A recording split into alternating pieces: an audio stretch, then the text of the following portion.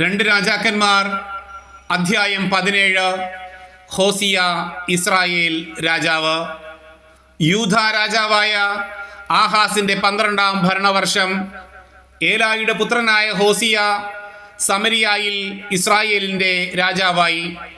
അവൻ 9 വർഷം ഭരിച്ചു. അവൻ കർത്താവിൻ്റെ മുൻപിൽ തിന്മ പ്രവർത്തിച്ചു.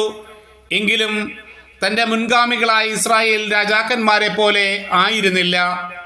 അസീറിയ രാജാവായ ശൽമനേസർ അവനെതിരെ വന്നു. ഹോസിയ അവൻ്റെ സാമന്തനായി കപ്പം കൊടുത്തു. പിന്നീട് അവൻ ഈജിപ്ത് രാജാവായ സോയുടെ അടുക്കൽ ദൂതന്മാരെ അയക്കുകയും അസീറിയ രാജാവിന് പ്രതിവർഷം കൊടുത്തു വന്ന കപ്പം നിർത്തലാക്കുകയും ചെയ്തു.